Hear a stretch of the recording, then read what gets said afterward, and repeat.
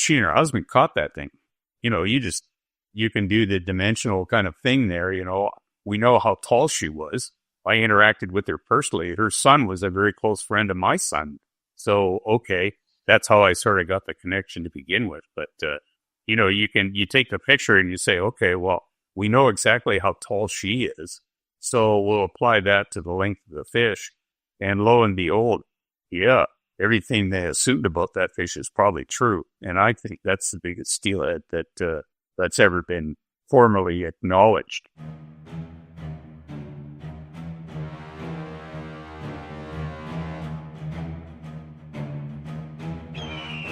Welcome to In the Bucket, the podcast that explores the culture of spay fishing in the Pacific Northwest, a spectacular land of mountains and wild rivers where every cast has a story to tell.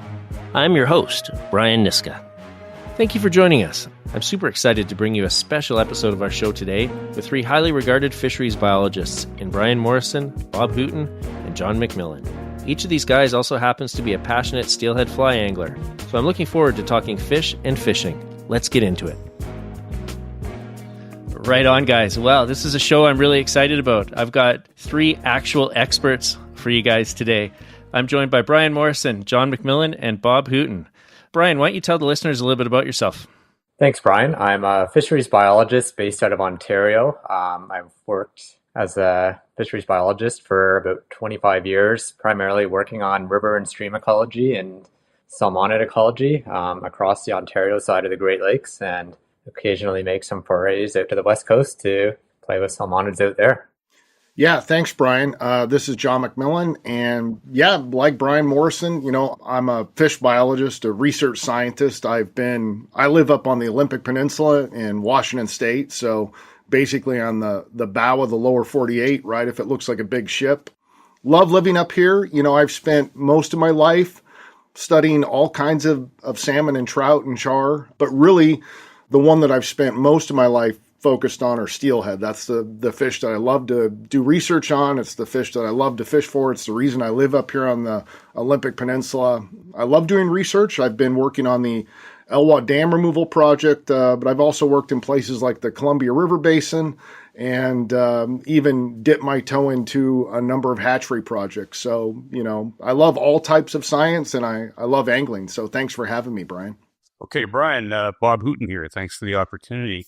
So I was born and raised in the Lower Mainland, finished up some education over there, took my first job on Vancouver Island, Victoria with the provincial government fisheries people and worked in the habitat protection game for a number of years and moved up to Nanaimo and got into the steelhead game there for, 13 years, something like that. Then I moved to Smithers and took responsibility for the Skeena Fisheries program, which of course is largely steelhead focused.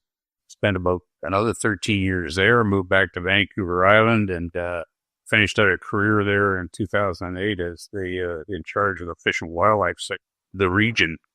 And since I retired, I guess there must be some kind of gene involved, but I can't divorce myself from the steelhead game. If you've been in it as long as I think John and Brian and myself have, you can't turn your back on it when you see things that you think need to be spoken about or addressed one way or another. So since retiring in 2008, I've tried to keep a hand in the game, so we said.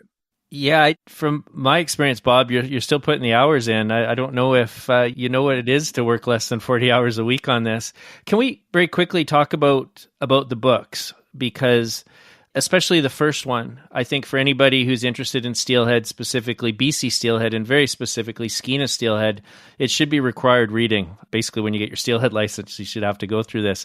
Bob, coming out of management and trying to be a voice for the fish, a true advocate, what compelled you to put pen to paper on that first Skeena book?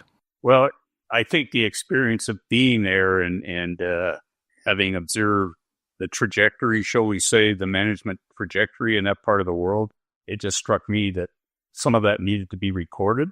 It would be lost if it wasn't. So the last couple of years that I spent in Nanaimo before I retired, I spent some extra time cobbling together bits and pieces of information that I figured needed to be addressed in the book itself. And once I retired, I got on with job one, so to speak, and I put that book together. And kind of interesting, if you've never written a book before, it's not the simplest thing on earth to get it published, right? Now, I cast about a little bit and didn't get much of a response until I went to Frank Amato. And I sent the manuscript to Frank, and he came back as soon as he read it. He said, this should be compulsory reading in every university fisheries program. And I thought, oh, that sounds pretty good. Anyways, the rest is history. He went on and published the thing. And, I look at it today and I think to myself, it is a pretty good benchmark in a lot of ways. And I think a lot of the modern day people involved in the fisheries management game have no knowledge whatsoever of that book, and I'm not the person that's going to tell them they ought to read it, but they ought to read it. For what it's worth, there it is. It's a bit of a statement that the problems identified in that book are still the same problems we face today. Yeah, isn't it interesting? Yeah. Certain things never change, and that in itself is a major message, I think. But if nobody ever reads that stuff, how would they know? And I mean, from my perspective, the most significant thing that's happened in steelhead management in this part of the world is catch and release. And correct me if I'm wrong, but you were the person who initiated catch and release in the Skeena region, weren't you? For the most part, yeah. Interestingly enough, I picked up a piece of crows that was put together by an old-time Kispiox angler, a guy named Fay Davis. And I don't know if that name means anything to any of you, but anyhow, it seems that he spent about 10 years around the Kispiox in, I guess, about from the early 70s or mid-70s till 1984, somewhere in there. And I note in there that he makes reference to some catch and release regulations coming into effect on the Kispiox at I think it was the end of October in a couple of those years. And that was courtesy of my predecessor up there, Mike Waitley, who is still a good friend of mine. In fact, lives very close by here in Nanaimo. So yeah, no, in any sort of broad application sense, I guess I was the guy that you'd put the crosshairs on for doing whatever you want to me for that initial implementation of a lot of the catch and release regulations.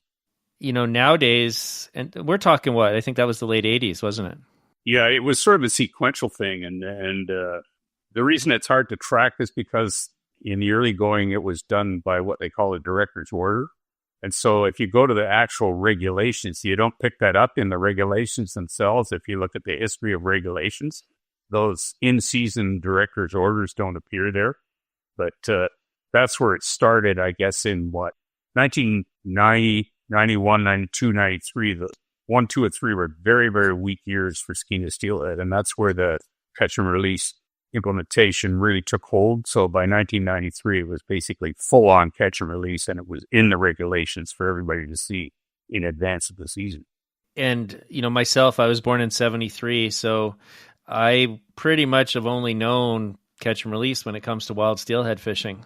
And, I think when you make a significant change like that and change to, angler behavior and people adapt to it, it just becomes normal and natural. But I imagine, Bob, when you first brought that in, you probably caught some flack, didn't you? Well, I still got all the background information, but the zone president of the BC Wildlife Federation at the time tried to have me charged with criminal fraud for implementation of that regulation without due public consultation. Well, it all fell apart, of course, so there was no basis for it whatsoever, but it caught a lot of attention at the senior staff level in Victoria. So, I mean, that was a measure of how unpopular catch and release was with some people, and I think it's an overstatement to say that the Wildlife Federation today they're not big fans of catch and release. John, how are things down your way? You're based in Washington. You guys are catch and release for wild steelhead as well, aren't you? Yeah, I grew up on the Washougal River, which is kind of a small to intermediate sized stream that drains into the Columbia right at the mouth of the Columbia Gorge. And, my dad was Bill McMillan, who was a fly angler, right? Loved fly fishing for steelhead, also a conservationist. And so, boy, I was born in 1971, and, I think I landed or caught the first steelhead on my own when I was 12, sometime around 1983, I think, that summer in June, right? I still remember the fish rising to a muddler.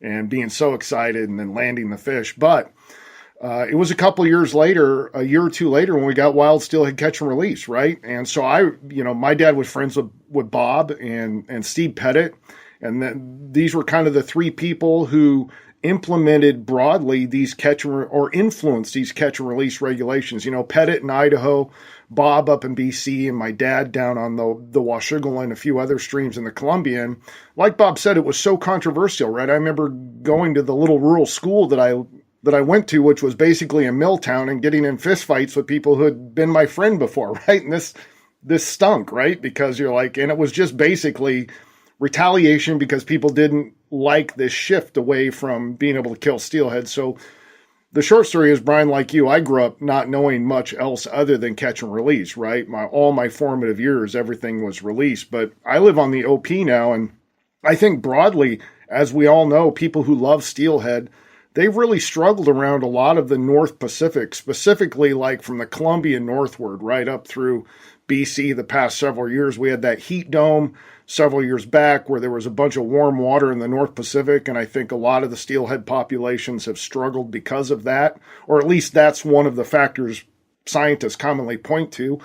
I'm mostly a freshwater biologist, right? So I'm not an expert on the ocean. We all have our little niche that we kind of study, but like you all, uptick this year, which is nice to see, right? We're steelheaders. We've gone through the ups and downs, right? In early 90s in the Columbia River, the steelhead populations declined to the point where I moved to Montana and thought, I'm just going to take up trout fishing. These things are going extinct because I'd been in high school, my formative years in the 80s, they were some of the best returns we'd ever had, right? Ocean survival in some rivers was 25, 30% for smolts, remarkable. I know Bob experienced those years.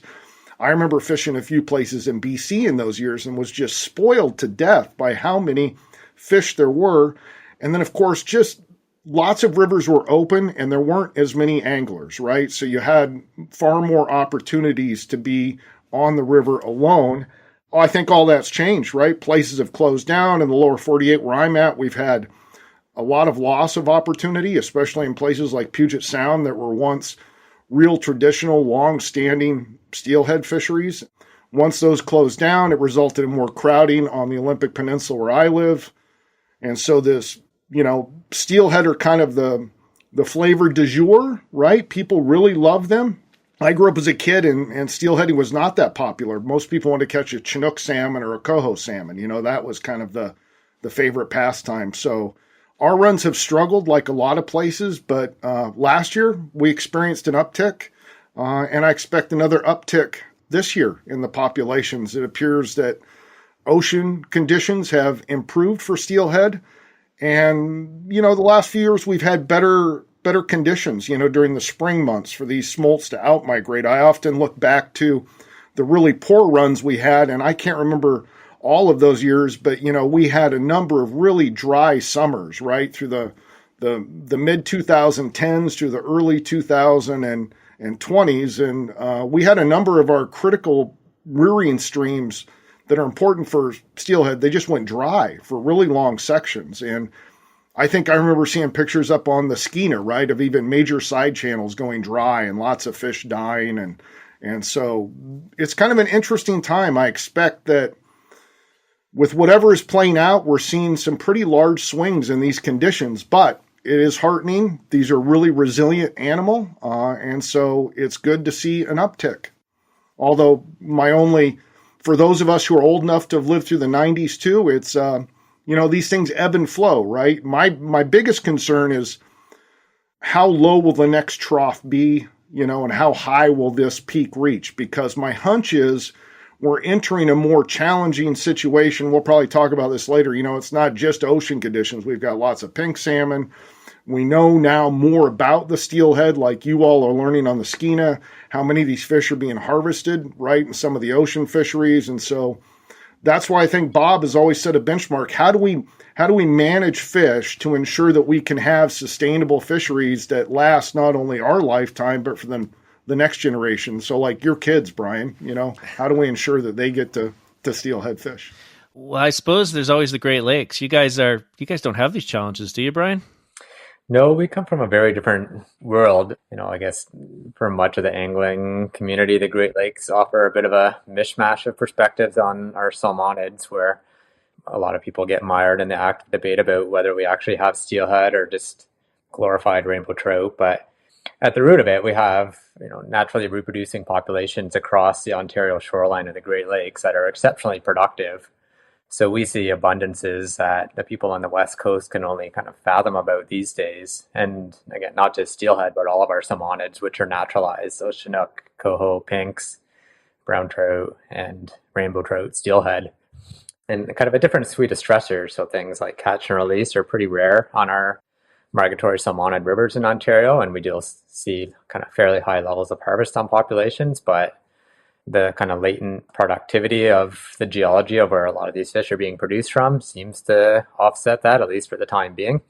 But we have seen kind of various windows over time on things cracking. So Michigan had a large bacterial kidney disease outbreak in the 80s that put their Chinook program kind of on the brink of even continuing. And then kind of, I guess, maybe a discussion point leading into later where kind of the challenges of maintaining natchery production and stocking production in Chinook salmon in Lake Huron resulted in the collapse of the prey base. So alewife in Lake Huron collapsed and they've never really bounced back. But wild Chinooks seem to have found a new niche and are doing fairly well on the Canadian side of the lake again.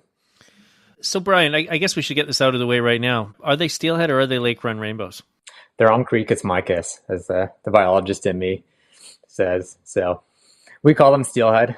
I'll get flack for that, I'm sure. But essentially it's, the same species. It's just the idea of, our Chinook salmon or coho salmon and pink salmon in the Great Lakes, are they not salmon or are they some other species? Like they're all functioning the same way. They undergo physiological changes as they leave rivers and going into the big lakes, and morphological change, behavioral change. So the pathway is different, just the flavor of the water isn't quite the same as the Pacific.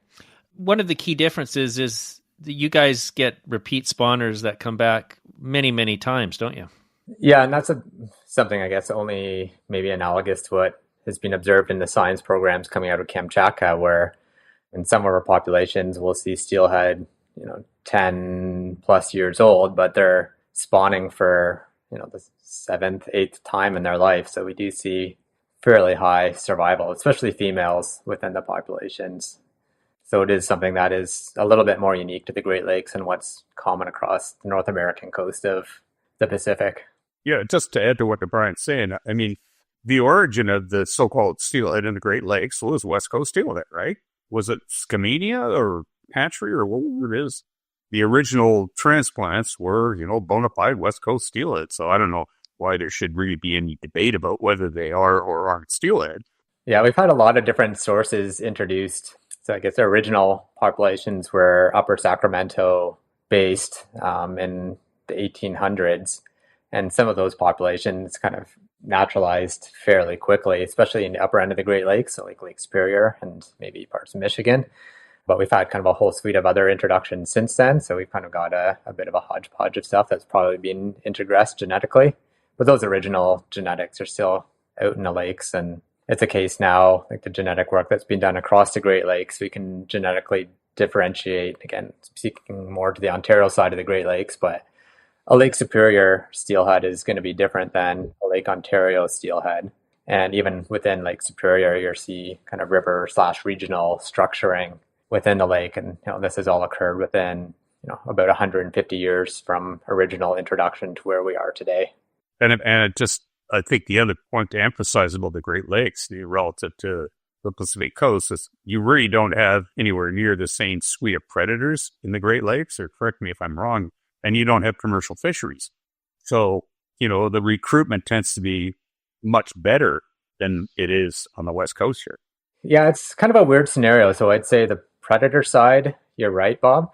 But the commercial fishery, we have a fairly heavy recreational charter boat industry on a lot of the lakes that are probably more analogous to a commercial fishery, just not using nets, but just their efficiency catch rate. So, for Lake Ontario to see 50,000 plus steelhead harvested a year in a lake is probably a fairly average year and maybe a bit on the low side of what's happening. So it's, a fairly significant level of harvest plus tributary harvest on top of that. So cumulatively, We don't have commercial fisheries. It's all under the banner of recreational, but it's operating at a commercial scale in aggregate.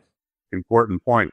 Yeah, I mean, I find it amazing. I mean, I've known Brian now for, I don't know how long, 12, 13 years or something like that. And I have not made it back to visit his side of the divide yet, but I need to do that in the next year or two, because we've discussed a number of things about this, which is how can some of these watersheds that are quote unquote what we would call really highly degraded, right? They've been inhabited by, they've dealt with all the normal European impacts, right? They were logged, they were ditched and diked. Then you've had industrialized plants built alongside them. Water's been removed.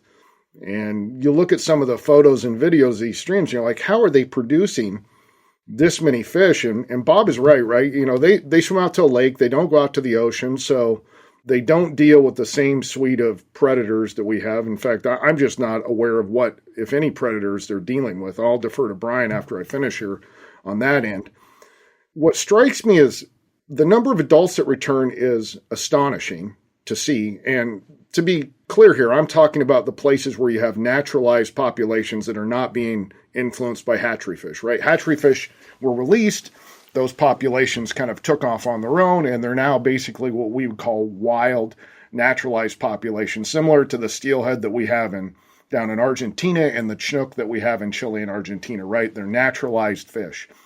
So what struck me, and the pushback that I've gotten from my friends on the West Coast, who are like, well, as Bob said, there's no predators, so that's the reason they're having really high recruitment. I think that is true, but there's this other really interesting facet, which is that Brian sent me the juvenile density data that these streams are producing. So you take out the number of adults that are produced, and now let's look at juvenile densities, because that's basically your basal productivity, right?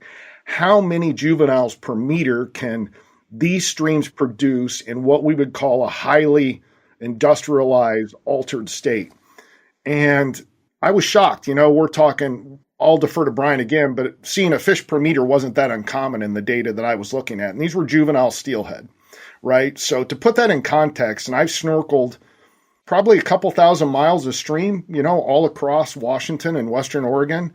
And the densities of steelhead in the papers that I've published and the snorkeling I've done, you're lucky to see 0.002 steelhead par per meter squared, but it's not uncommon to see 0.00002, right? Whatever, really low, right? We're talking that the number of juvenile steelhead that they're seeing in some of these streams are 3 to 5 orders of magnitude higher than we see in our streams. And this is interesting to me because I've only seen a couple of sections of stream that have the capacity to have that kind of juvenile production. So even though the smolts, quote unquote, that are going out to, use that ocean like or use the Great Lakes like a grocery store and grow and feed, I'm still shocked by how many juveniles those streams can produce. And it gets back to, I think, as Brian said, the geology is a bit different. But that said, if you go to the interior Columbia, we've got lots of basalt. You go to Northern California,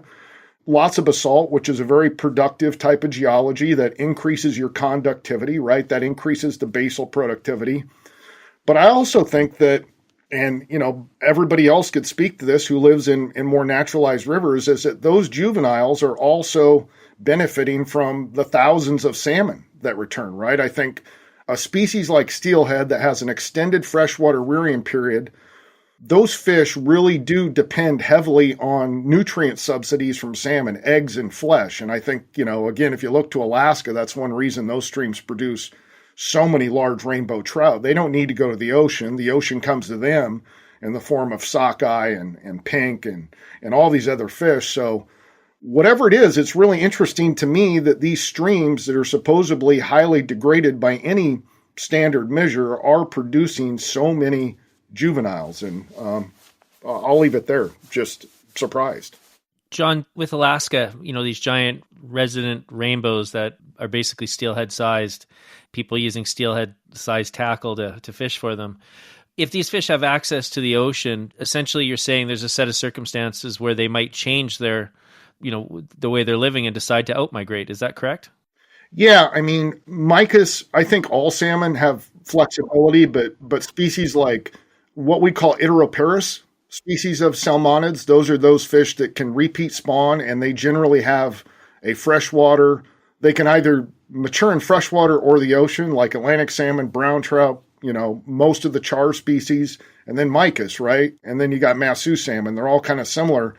And what generally happens is that the theory of migration is that if your needs are not met in your natal environment, you're going to move or undertake a migration to go have those needs met, right? Because they're not met at home.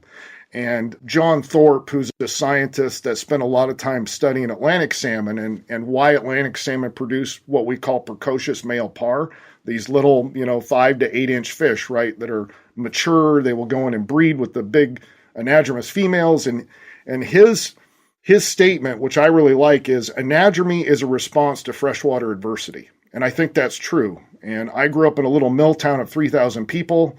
And I had, kids that basically had hair on their chest at age 12 and 13.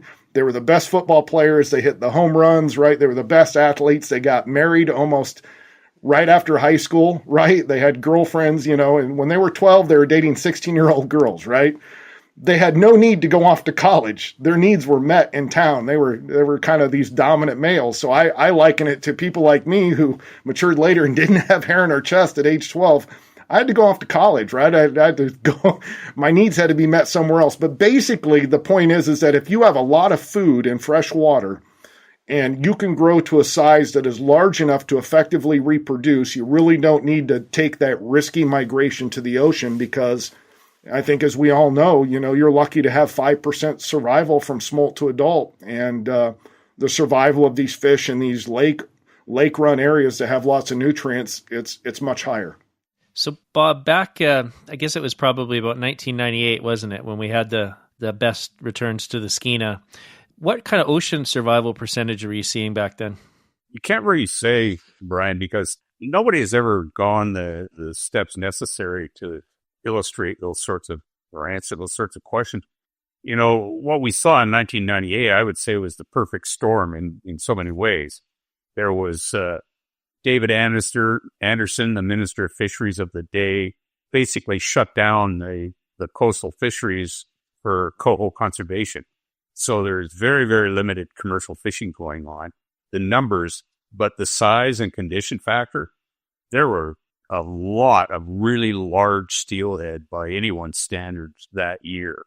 And some of them they had, extremely high condition factors. I got all kinds of photos of some of those fish, and they almost defy imagination. How could that fish be that heavy with that length, that kind of routine, right?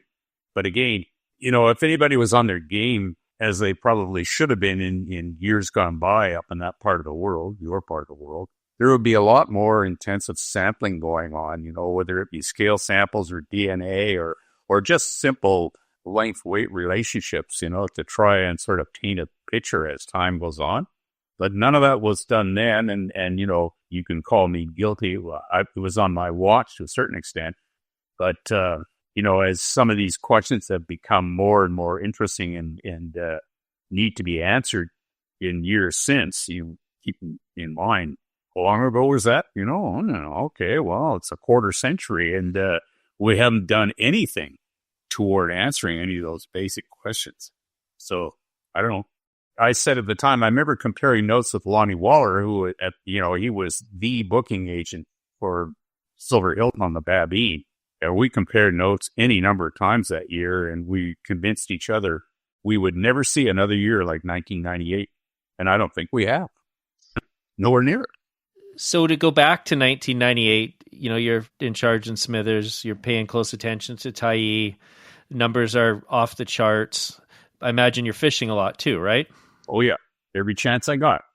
So can you remember what it was like early season then? Were you down fishing the main stem, or were you fishing on the tributaries? What were you doing in 1998 fishing wise? Well, the main stem, where, your home turf in today's world, was the preserve of Chinook fishermen. There was really no significant steelhead fishery down on those reaches of the Skeena at that time. There could have been, but there wasn't. And, so that's evolved ever since. The tributary fisheries were where it was at. And of course, they were extremely good. And they got, whereas traditionally it was September, October. Well, pretty soon it became the back half of August and the first half of November, that kind of thing, because people started to realize that, there's a longer season than we thought there was. And, oh, by the way, we can make some money off it. So away we went. But I would say from my personal experience in 98, I was fishing the Babine late August, early September, and there was no one else there. The guides hadn't started up yet, and it was basically a dream come true. The water was perfect. It was full of fish. And, oh, by the way, they were really big. Excellent. John, do you remember, did you guys, 98, you would have been fishing then. Do you guys see a similar uptick back then? Yeah, this is always interesting. Sometimes I stumble into good luck. I felt like I reached high school in the mid-'80s, in which we had those exceptional returns in the Columbia and a lot of places, and I moved to the OP in the summer of 97. And the Quileute River had its largest runs in those couple of years in the late 90s. They coincided with the same time that Bob did. Over 20,000 winter steelhead was the total return. And I think we have better smolt survival than Bob does, right? Because we do have more monitoring. We also just have more hatchery programs where they can estimate, more efficiently these types. And our smolt survival is right around 20% in a couple of those years. So really, really high.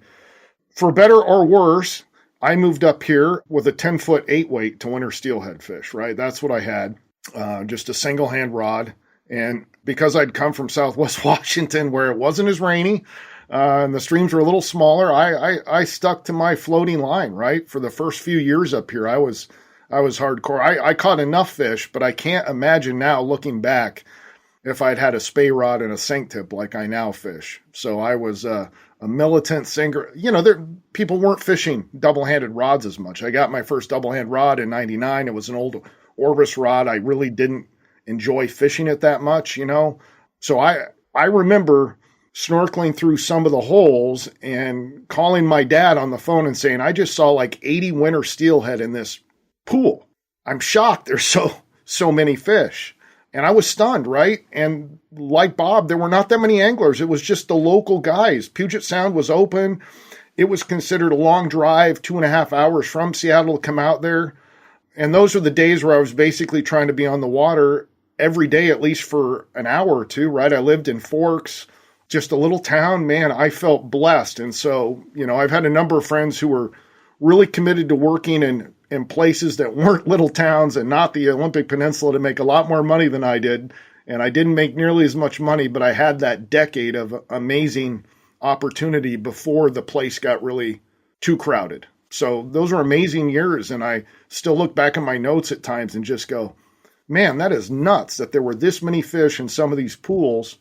And I'm not sure we'll ever see that number of fish again. I hope we do. It was stunning to me to move up to those rivers and see that many fish. So, John, you and Bob and Brian, I think as well, though obviously you're a little younger, you guys got into your field because you love to fish, right? Guilty as charged. Yeah. And I think I'm not going to use this as a platform right now to be critical of the people managing our resources today, because I know there's people with the best of intentions. But I think we've benefited greatly whenever we've had managers in place who were passionate anglers. Brian, you don't actually work for government, do you? No. So I spent about 20 years in Ontario. We have an entity called Conservation Authorities. So they're kind of like a weird nebulous kind of government. So they'd have regulations around land use, and one of their primary mandates is around flood control and where development can occur. They also have this kind of other side of like an NGO and looking at watershed-based restoration and science. So I usually fit in on the equation on that side. So we're kind of government, not quite government, but yeah, I've moved on to the private sector now. No, you don't work for government, Brian. It reminds me of a line my most respected mentor ever in the world of fisheries, Dr. Arthur Tots, used to throw at us, and he'd say, please don't tell my mother I work for the government. She still thinks I play the piano in a whorehouse.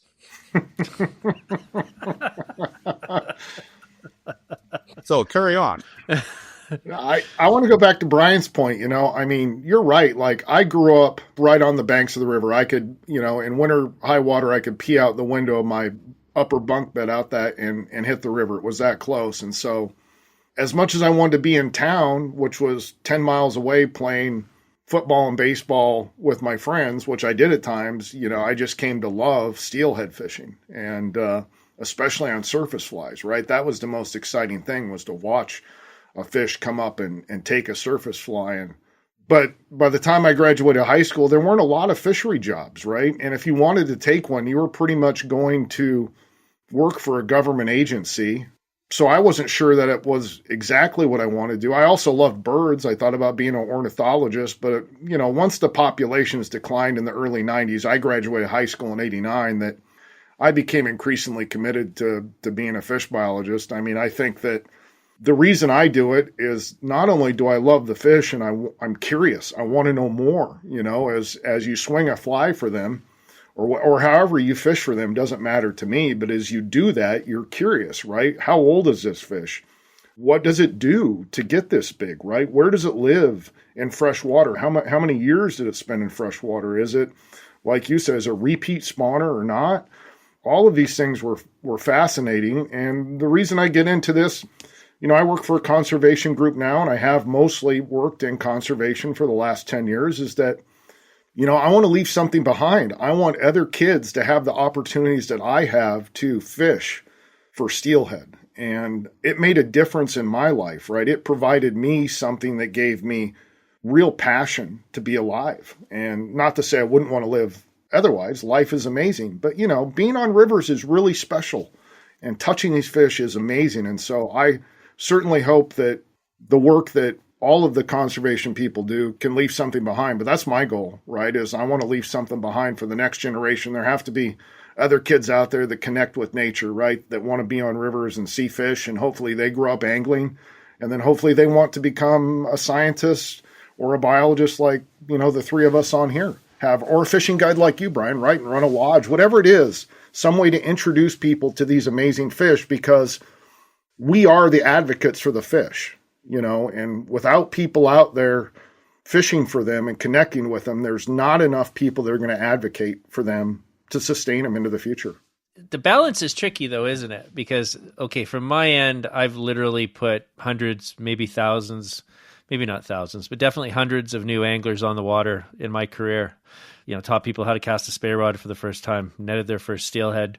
And it always feels pretty good. But okay, so now we got more people on the water, and nobody likes a crowded river. But the upside is, I guess, anglers become advocates, so it is good to have that.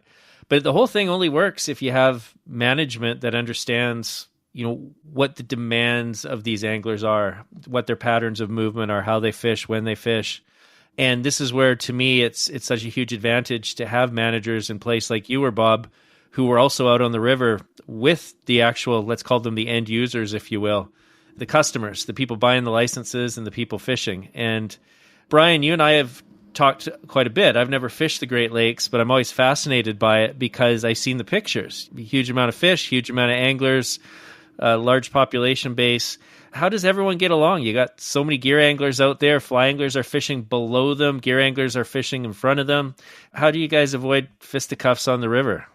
Yeah, I say the Great Lakes, the culture of fishing, I think, is just kind of the social norm is to anticipate crowded rivers. So that's just what you're signing up for when you become kind of a tributary river rat angler out here. Yeah, again, it's like, generally, like anywhere, like if you're going to access spots in a river that are relatively easy to get to, you're going to find more people. And if you're going to put some legwork in, you can find a little bit of space. But yeah, like the social norm around things like what the classified water system on Niskina or ZEC system in Quebec, like they're a world away from anything we experience in the Great Lakes. My sense is that most of those Great Lake tributaries are relatively small in terms of, volume and all that kind of stuff. Is there a boat issue on any of those ones? Not really. Boats are kind of coming onto the scene more so. Like I think in the last decade, we've started seeing our first jet boats in Ontario. I think Michigan's had them for a little while. Some rivers like the Salmon River in New York have had drift boats on it since salmon were put in there pretty well. And then, there's a few more like with Water Masters and stuff. There's more and more people using those types of vehicles to get around on rivers. But yeah, it's still a far cry away from what you see out west. And there's a lot of rivers that just aren't easily navigable based on their size. So it kind of really limits where we can actually utilize those in Ontario rivers. Classified waters. For people that don't know, people listening, if you come and fish in this part of the world, you're going to be navigating the classified waters system. And the classified waters system, I think, works generally well. And it's a scenario where if you're an out-of-province angler or an international angler on certain waters, you're buying additional licensing that's specific to the water you're fishing and specific to the day you're fishing. Of course, it goes a little more in depth than that because there's certain waters that you can't fish on certain days of the week. But it's at its root, it's a way of managing angling pressure. And this transcends over to the commercial side too, where guides have a set number of days and are, confined to working within those on the classified water side. Bob, you were instrumental in bringing in the classified waters, if I remember correctly. It's talked about quite a bit now by folks, should we have more classified waters? Is it too complicated? Is it a success? And I generally think it works pretty good. To go to a ZEC type system would definitely be a step further towards managing angling pressure.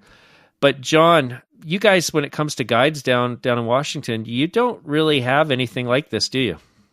No, and that's what I didn't mean to butt in, but I think that, when my dad came home and told me what Bob and BC had implemented up there in the Skeena, I thought, wow, that's interesting. I just wasn't accustomed to much pressure as a kid because steelheading, again, there were lots of rivers to fish.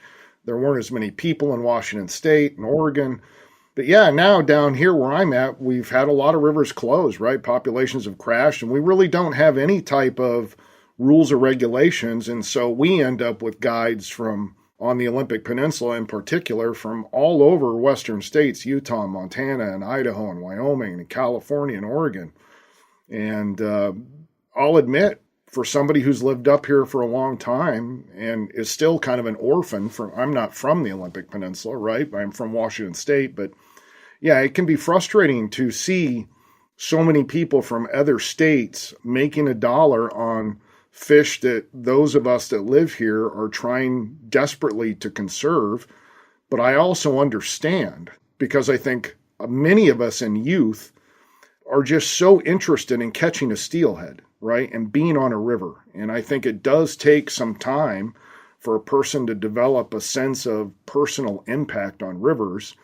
And certainly this has caused me grief. I mean, I have a number of detractors who have been frustrated with me over the years. In a few years back, we were forecast to have very, very poor returns because we did not have any means of really regulating guides and pressure.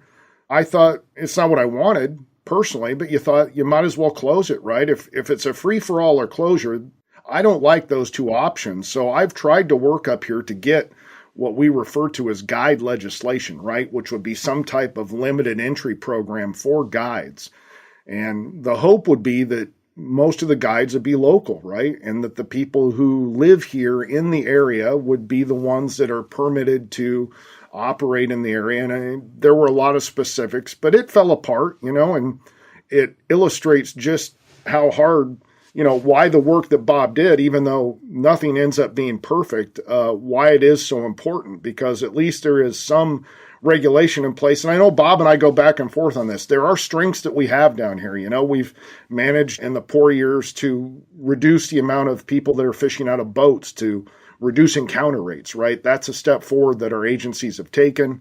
But it all highlights to me that it's not an easy thing to do to implement more restrictive regulations. And at times I can be hard on agencies and critical of them, but I also they've got a hard job, right? They're not going to make everybody happy. But one thing it does really highlight to me is that if we want to maintain fisheries for wild steelhead rivers, right? The hatchery rivers we have are very different. They can be managed differently. But if we want our best remaining places to remain viable and these fish to remain resilient, but also have a quality experience, because I think that matters, right?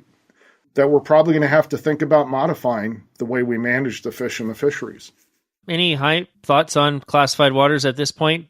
Any ideas on how it could be improved or regrets, or do you think it's an all-out win? Well, the whole idea initially was to stem the tide, if you will. And when I arrived in Smithers in 1986, that was on the heels of 3 good years. The mid-'80s, those were good years for steelhead coast-wide. And there had been a substantial increase in the amount of guiding going on, particularly on the Bulkley River. And, we can talk about him now because he isn't here to defend himself anymore, but the focus of attention was one. And he was perceived as public enemy number one because he had a whole bunch of drift boats that he was putting on the water. And the locals didn't like that. And they kept screaming at us in the management agency, do something, do something. Well, classified waters was the answer, if you will. So, and it was the right thing at the time. But of course, if you look back on it now, you say, okay, well, as I suggested earlier, September, October was the only period of reference. You didn't need to think outside that. Well, now it's the last half of August and the first half of November. Those periods of the year, as you well know, are not regulated. So it's a free-for-all for anybody that's got a guide license on those upper Skeena tributaries, especially, just go for it, guys. It's a no-cost increment to your season and all that sort of thing. So, looking back on it, yeah, okay, well, it was demand management, if you will, that quickly became supply management. Because if you think back again, the classified waters system came into effect in 1990. So what happened? 91, 2, and 3 were the worst years on record for Skeena steelhead, 3 in succession. So all of a sudden, it's like, okay, we don't need to worry about the demand management anymore. There's no fish out there to catch. So everything shifted and the focus became, evil enemy down there in Prince Rupert, the Department of Fisheries and Oceans, and the commercial fishery. And so, all effort went to that side of the equation. And it wasn't until we got into a year like 1998 that all of a sudden, wow, the situation reverses substantially, as you know, and all of a sudden you've got this tremendous increase in guiding and fishing in general. And you carry that forward a few more years, and you were around for it. You saw it, the amount of guiding that developed over the years, say the first 10 or 15 years of this century was unlike anything before it.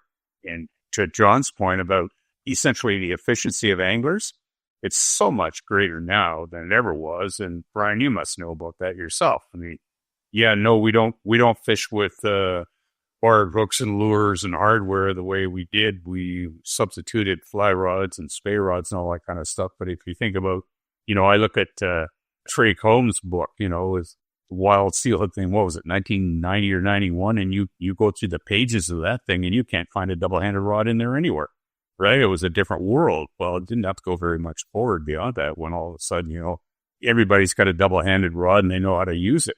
And I think that the collective efficiency of the recreational fishermen now is much greater than at any time in history. And classified waters, to my way of thinking, should be all about matching supply and demand to, in some places at least, in some times at least, to try and sustain that quality experience that everybody is seeking by going there initially. Whereas what's happened since 1990 in the implementation of those regulations, what do we got? There's been some minor modifications about the early part of this century. Weekends are forbidden for the non-guided non-residents. And, I don't know, you got 3 days on the copper where, those bad actors from afar aren't allowed to play. But in essence, the classified water system is essentially unchanged for more than 30 years now. It's time. In our last episode of the podcast, we had Ken and Dax and Bunky. Dave's a very seasoned BC fishing guide, especially on the Bulkley. And we talked quite a bit about the ZEC system, Bob. This essentially this idea of reservation-based fishing or limited entry, if you will, kind of like we have limited entry hunting. And I know you and I have talked about this at length. And maybe the time has come to take some of the busiest waters and, further regulate them. But I got to be honest that the fact of government getting more involved in managing anglers kind of terrifies me. Yeah. Just let me, a little bit of memory lane again, but, Jim Vinson, of course, rest in peace, Mr. Rio, was the original steelhead bum, and you can look up the article he wrote for Gray's Sporting Journal back there in those early days, the steelhead bums. And, he was one of those kind of public enemy number one guys, the non-guided, non-resident that showed up and camped on the Dean for far too long in people's minds and all that kind of stuff. Well, and he was a fixture in Skeena country. And I got to know Jim and wife Kitty because they wanted to come to my office in Smithers and talk about the river management scenario and all that kind of stuff. So Jim and I established a little bit of a relationship, and then he went on and spent progressively less time as the years went by on Skeena tributaries, but he became a fan of the ZEC system, in Quebec. And we would exchange notes every now and again. He spoke extremely highly of the ZEC system. And I was familiar with it, having been, subscribed to the Atlantic Salmon Journal for a number of years and sort of tracked the implementation of that and all that sort of thing. But it struck me that, okay, well, here's the original steelhead bum, public enemy number one, too much time and too good at what he did and all that kind of stuff. And he sort of done a 180 and decided that limited entry, or call it what you want, but the ZEC system in Quebec was his cup of tea. He just couldn't say enough good things about that.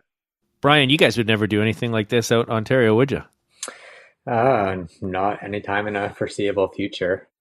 And yeah, and again, it's an interesting discussion where I think it's kind of balancing two different aspects of, like the quality of the experience versus conservation. And the two don't necessarily go hand in hand. And I have to imagine, based on the fishing pressure we see here, I guess to draw it back to, a steelhead study that's done in the Great Lakes. So we had a biologist named John George who worked for the province, and he started a kind of a steelhead population dynamic study on a tributary of Lake Superior. And as part of that, it was kind of a fortuitous study where he went in and examined what the population structure and population size of a heavily exploited stream looked like.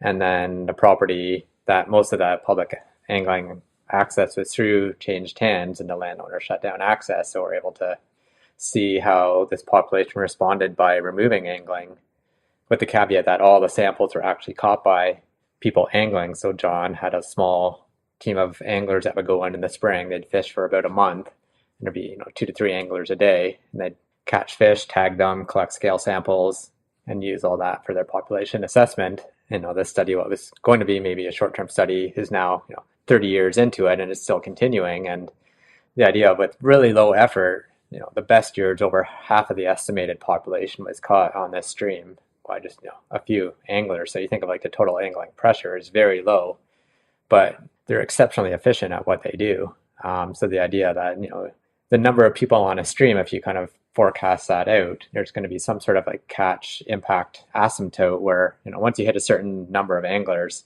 you're really not going to catch any more fish, because the anglers that are already there are catching everything that's in the system, or that's willing to be caught.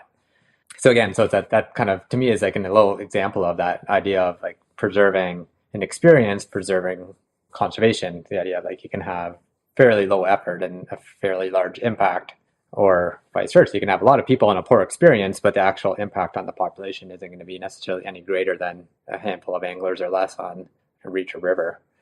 And I guess the only other thing Brian, to tie it back into an earlier topic on predators in the Great Lakes, the same population went from a few hundred fish under a heavily exploited scenario to over 2,000 fish once exploitation was removed. And then the province, so this tributary flows into a fairly large bay onto Lake Superior called Black Bay, which is a kind of warm water, more productive bay, and historically a very strong spot for walleye in the Great Lakes. And the walleye crashed in about the 1960s.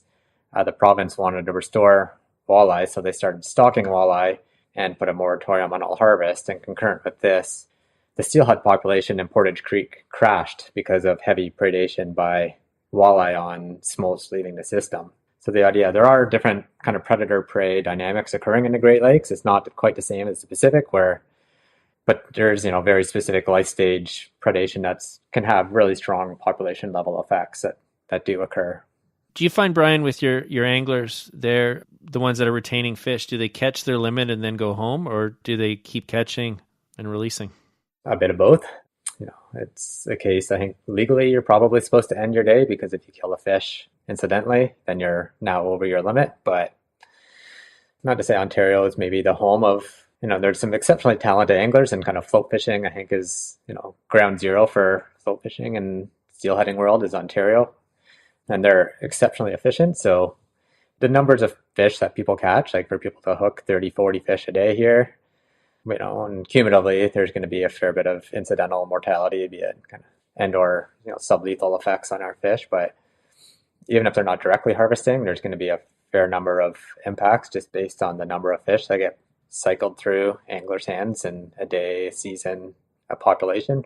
You're talking about single anglers hooking 30 fish a day. Yeah. Wow. So, I mean, that's a, say, 5% mortality. That's a significant amount of dead fish. How do you guys feel about catch and release limits? Is this a successful management strategy, or is this more of just a personal choice?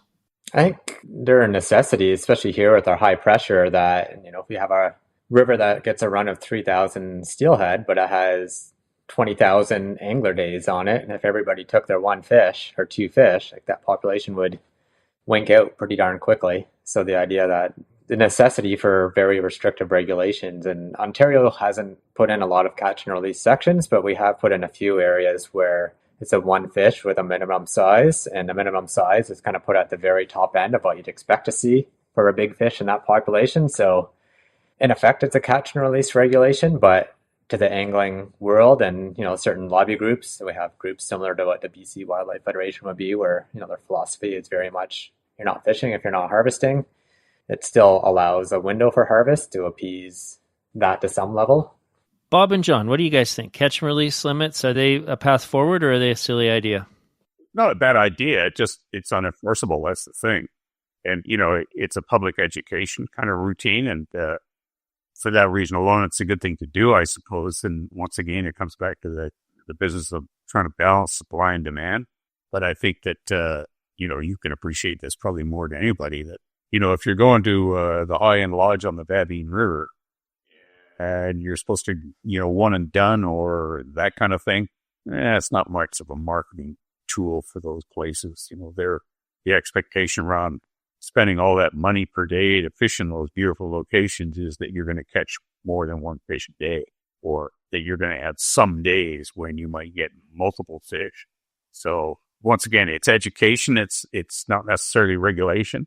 Yeah, I find this to be a really interesting question. I mean, I'm fishing mostly for winter run steelhead up here, and we see a lot of inequity, right, that I think does cause frustration amongst anglers. At times it personally can bother me. I'll just give you an example. If you look at the creel data in the Quileute River for the Salduck for a few years, it was, I think, guided clients that were fishing out of boats represented about 30% of the anglers that were counted on the river, but caught and released about 70% of the total creel estimate for that river. And so this is where we're talking guys that are fishing out of boats, and there are days when they're hooking 30 steelhead on a good day, right? These are all wild fish, and these are populations that are also in long-term decline.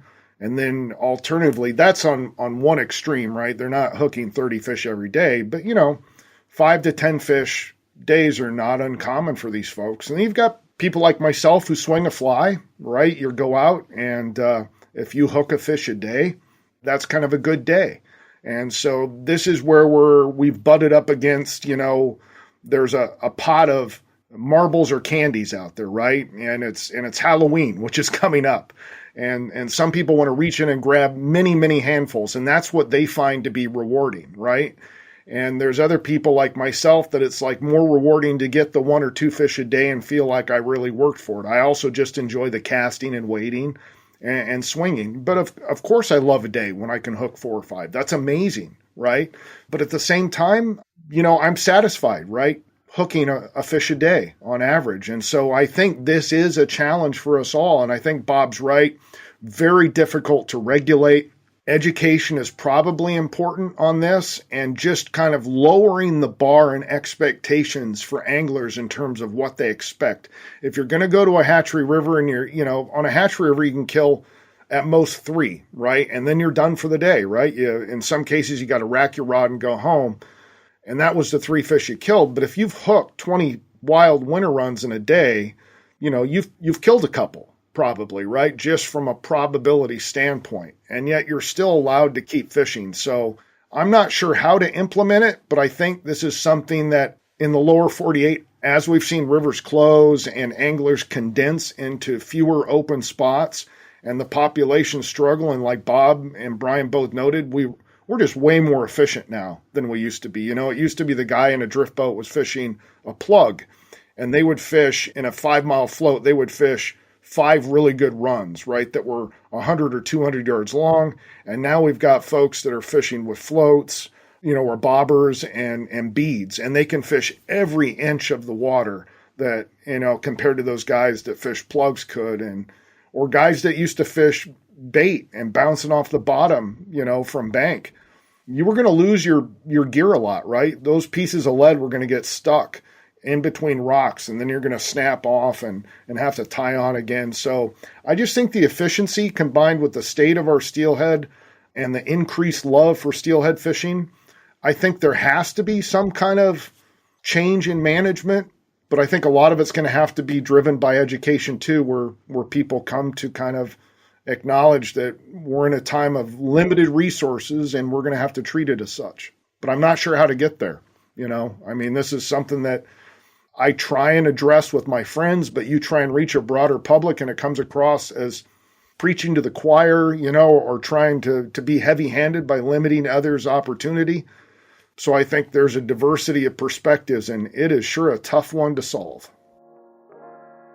Ever wondered if premium fishing gear and your bank account could be friends? Well, Jackson Hole Fly Company is making it happen. These folks are pretty special. They design and make their own gear, high-quality fly rods, reels, tools, and accessories with over 1,000 hand-tied fly patterns. Then they ship it straight to you.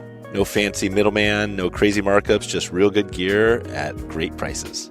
And right now you can save on almost everything in the store during their Black Friday sale. From November 27th to December 2nd, enjoy 25% off. You can head over to jacksonholeflycompany.com right now and enjoy the fun. Exclusions apply, but the fish stories are unlimited. Now, south of the border, John, you guys have a fair amount of large-scale hydroelectric projects and, you know, big-time hatchery rivers. And, you know, from what I've seen online, a very vocal pro-hatchery angling, you know, population in some cases. And you hear stuff or you see stuff there where, you know, coexist or what have you. Does it work that way? Or do you have to go, okay, this is a hatchery river, this is a wild river, and we're going to manage them totally different for entirely different experiences for probably two different clienteles? Or is there such a thing as wild fish recovery from hatchery? I mean, I can't think of an example that I'm aware of. This is an open question to any of you guys. Is there a role for, you know, a hatchery program when it comes to recovering a wild fish population, or is it essentially a death sentence for the remaining wild fish? I look at this as none of it is really black and white, and there is a lot of gradation, right? It's a continuum. So there is a role for hatchery fish in recovery in places where they're fundamentally needed to keep fish from extinction, because we have the Endangered Species Act, which basically regulates from a policy standpoint what we call the risk of extinction. And if a population of fish is faced with a high risk of extinction and they're at jeopardy of extinction, governments are basically forced to take action, right? To do what they can to avoid extinction. And we've done that given the amount of habitat alterations that we've had, the dams that are in place, the long history of overharvest and intensive fisheries. The hatcheries have really helped in some cases stave off extinction. On the other hand, we don't really have many examples of hatcheries recovering anything, right? Because once a hatchery starts and the fish are released, it's really rare for a person to close the hatchery. And so you end up then becoming really reliant on a hatchery for the fishery. And socially, people become accustomed to having those hatchery fish in place. And then it becomes very difficult, right, to kind of get from A to B. You know, I recently published a review of hatchery studies with Brian and several other co-authors. We went back to 1971. We did a literature search for all the peer-reviewed papers we could find that examined how hatchery fish hatchery salmonids influenced wild salmonids, wherever those studies have been done. We looked across the entire globe, and this stemmed from an idea that Brian had. It wasn't my idea. This was something Brian had put together several years ago, and so it was really his baby, but we took it a step further, right? And he was an important part of this, and we ended up finding across the globe, looking at char and whitefish and grayling and Pacific salmon and salmo species. And we found, 206 studies, I think.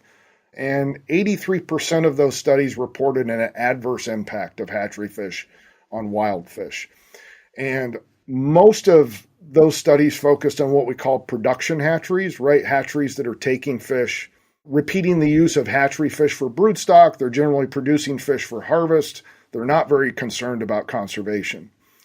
There was a much smaller subset of studies that basically used almost all wild fish or all wild fish for broodstock. They were very careful in their approach. They tried to use all the best available science. And those studies were more equitable. A similar portion reported a benefit to naturally spawning fish as reported an adverse impact. And I think it was like 33 to 33%. And the remainders found no effect. The issue is, of course, is that once you turn off the hatchery, we don't have really, I can only think of one study that we found where the hatchery was run and then it was shut off. And then there was an actual benefit after the hatchery was closed in terms of increased natural production. That occurred in the Hood River down here in Puget Sound. But ultimately, the problem is that we have a bridge called the Hood Canal Bridge, and it's decreasing the smolt survival of steelhead. And so it's unlikely that that hatchery in and of itself is going to save the population of steelhead because the bridge is in place. And the bridge is not only decreasing survival of wild steelhead, but also the hatchery smolts to go out. And then you get back to this other place, whereas I tend to view it as that I think the more effective way to do this will be through some area of zonation, right? Where you have hatchery rivers that have the most degraded habitat, populations that are highly depleted, places where you're unlikely to ever realistically see recovery in a human lifetime. I think those are fine places for hatchery fish. That's where we're at, right? I'm not going to let perfect be the enemy of good enough. And yet we also have places like the OP where we have a relatively high proportion of protected habitat in the national park. Sure, there's been logging outside the park that has degraded the productivity, but overall, these are basically the best remaining places we have in the lower 48 for winter steelhead. I think those are great places to have all wild populations.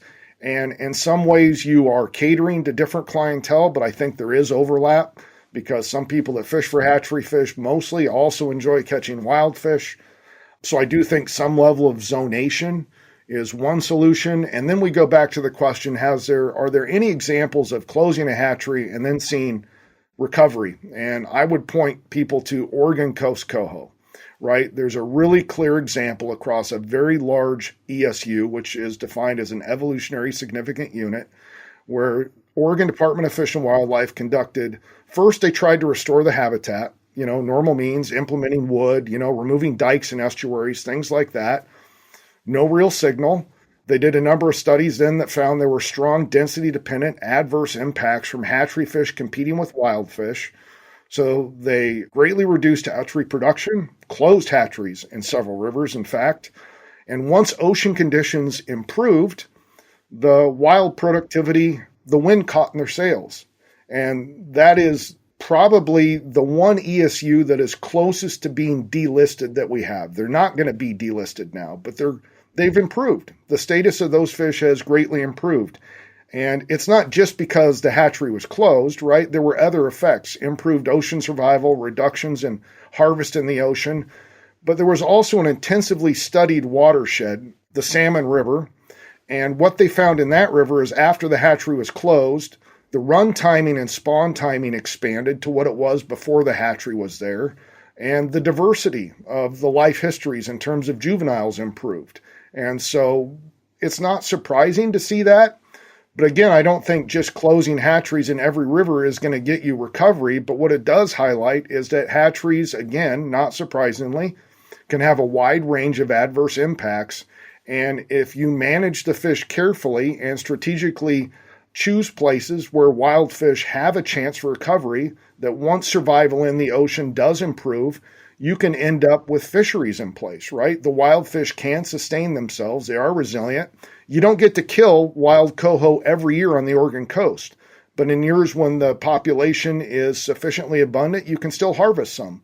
So it's not going to be everybody's cup of tea, But it's not the simple point that everywhere we've closed hatcheries, there's never been a positive response, because there are places where we've closed hatcheries and you've seen the wild populations rebound, not just because the hatchery was closed, though, right? I mean, that's just one component of it. It would be kind of like a person who's drinking and smoking every day. If they just quit smoking and they still drink, a case of beer a day, they're not necessarily going to be any healthier from not smoking. So you have to address all of the limiting factors. But I think Oregon Coast coho are just one example where you closed hatcheries or reduced hatcheries and you saw a rebound in wild fish once ocean conditions and fisheries were better regulated. Bob, do you have any thoughts on this? Well, I certainly can't offer up an example where a hatchery has saved the wild population of anything. But the two examples that I've used a number of times to essentially raise questions about the validity of the assumptions that, we can fix nature and all that.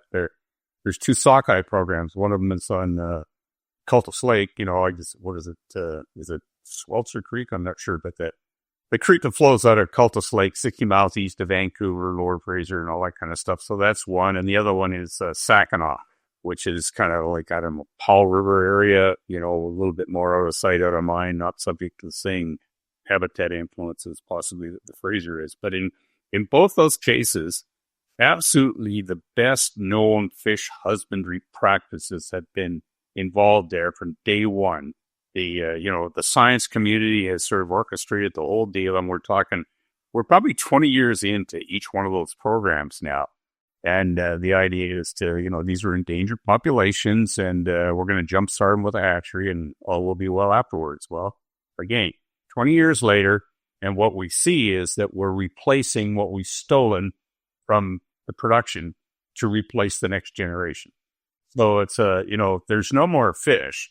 At best, we're sort of, sustaining what we started initially. And in some years, I believe on the Saginaw system, there were zero returns for all the effort that was applied there. So you step back and say, well, what's that costing us? That's a lot of money that's involved there when you calculate it over a 20-year period. And we haven't achieved the objective of, sustaining a naturally producing population. So how often are we going to do this around British Columbia? Is that a good model? The people want to afford that sort of undertaking? I personally, at some stage, you say, fold the Tim. Yeah, I mean, I think Bob hits on a point. The fundamental challenge, a hatchery is basically induces a process that we refer to as domestication, right? So you're rearing fish in an artificial habitat that's nothing like nature. You're providing them more food in a much more efficient way than they would ever receive in nature. There's no predators. The water temperatures and stream flow are basically ideal.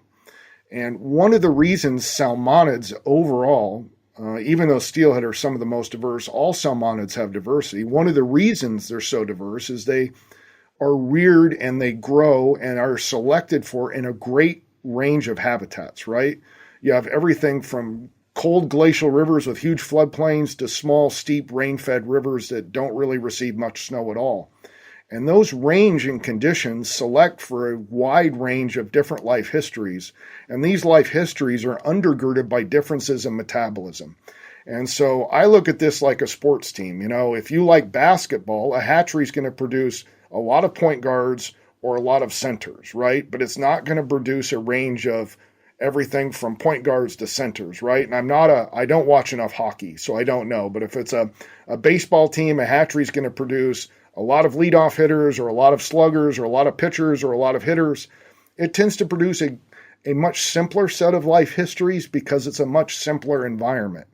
And so one of the reasons I think that hatcheries have largely been ineffective in recovering fish is because they produce this simpler set of life histories. And I know Brian could speak to this.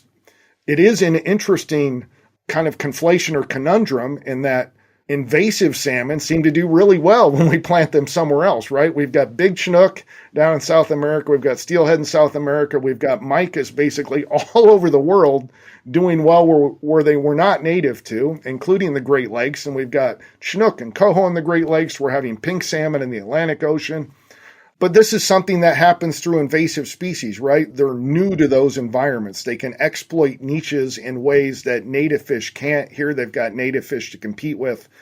I don't think hatcheries are bad or good, but I think if they were as effective as people hoped, that here in the lower 48, we would be awash in fish because we have released billions and billions of these things, and we're not seeing huge returns on those investments in terms of recovery, right? People get to harvest them in any given year, but to put a dollar amount on this, some of these hatchery runs or returns are so poor and the investment so inefficient, for example, that some hatchery adult steelhead that return to some streams in Puget Sound, they cost the taxpayer an average of $3,000 to $5,000 depending on the year. That's a really expensive adult to come back. And so I think about how are you going to invest your recovery dollars? Are you going to invest them in hatchery fish? I mean, we have roads that need to be repaired. We have kids that need education. We have people that need health care. Is this the wisest investment that we could make with the limited amount of tax dollars that we have? And this is where I go back to some kind of zonation. Some rivers are unlikely to ever really be productive again because of all the things that we've done to them. I don't have a problem with hatcheries in those rivers, but I think this, for our society overall, is something that we need to think about. How much money do we want to invest in domesticated animals compared to other things that are important that help kind of society function, like healthcare and roads and education and food supply and things like that? Yeah, and I think you hit the nail on the head on the last part of that, John. And, like I have a friend who always makes the analogy with hatcheries that we only talk about the number of fish that are put into the water, and it'd be like comparing your investment portfolio. And like nobody brags about how much money they invest. It's your return on your investment that you want to brag about. And hatchery fish, we rarely have that number. It's always everything you look on social media, every hatchery program. We stocked 50,000 fish. We stocked 1.2 million. No one's ever sharing the data on the back end of that, what is actually returning. So why do you guys think it is that hatchery fish return at a lower rate than wild fish? Why is a wild reared smolt so much more capable in the ocean environment here on the West Coast? Brian, I'm sorry for steering everything back to the West Coast. We get you some momentum on the Great Lakes there. Bob, let's start with you. Why is it that wild fish do so much better here? Well, if you think about it, what do we do with hatcheries? We grow those fish to the maximum size possible in the time available, and then you open the gate and you flush them out, basically. So you put this tremendous slug of naive fish. They don't know what a predator looks like. They don't really know how to fend for themselves naturally in terms of food supply. I mean, they're just right for the picking is what it amounts to. And I think we not paid enough attention to the smorgasbord that we created for predators by doing what we do with our hatchery programs.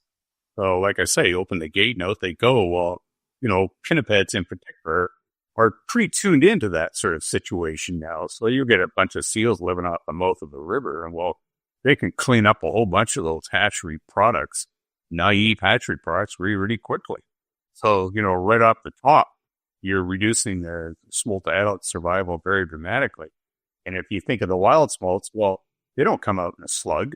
They come out over a period of time, and they're not clustered and readily available to the predator populations that might be out there or any other factors that might influence their survival. So, it gets back to the business of diversity, and it's tremendously reduced with our hatchery programs. What you want is that, broad range of time and size of naturally produced steelhead smolts emigrating over an extended period. That's what you want in nature. That's guaranteed to produce the greatest return on the investment. So let's talk quickly about pink salmon. I know there's a lot of thought right now that the volume of pink salmon in the ocean is having an adverse effect on wild steelhead returns. John, you're probably the best one to speak on this. What's your concern with this? Yeah, and I don't want to take credit for this. I'm largely relying on the research of others, right? This is, and this is common in science. We stand on the shoulders of others. A lot of the things that I've learned in life have come from people like Bob Hooton and Steve Pettit. You know what I mean? So there's just a growing body of literature that suggests that there are so many pink salmon in the North Pacific Ocean that they are triggering what we would call a trophic cascade from the bottom up. And not all these pink salmon are hatchery, but to put this in context, I think in the 1960s, scientists estimate there were about 0.6 billion hatchery salmon being released in the North Pacific, and now we're upwards of 5 to 6 billion. So that's been a big dramatic increase. And I think most people would argue over that period of time, the ocean has become more variable, less predictable, probably less favorable for salmon overall due to a myriad of effects, whatever those are. So right now, the greatest number of salmon that are in the ocean individually as a species are pink salmon. I think they account for somewhere between 60 to 80% of all the adult salmon or all the juveniles in the North Pacific. I can't remember offhand, but the point is, right, that the North Pacific is full of pink salmon, and non-insignificant portion of those, anywhere from 10 to 20% in any given year, are hatchery. And some of those come from Russia, some come from Japan, but increasingly, since that Exxon Valdez oil spill that happened in the late 80s in Alaska, we've seen a shift. In Alaska, specifically the Prince William Sound region, has had a dramatic increase in the number of hatchery pink salmon they're producing. So when I think of where most of our steelhead and salmon are going is somewhere out in that Alaskan gyre. So a lot of our adult fish that come out of northern Washington, BC, southern Alaska are probably running into areas where they would interact with pink salmon from those Alaskan releases. So the major point is, in the hatchery review paper that we did, we found over 20 studies that tried to look at open ocean effects, kind of density-dependent processes, right?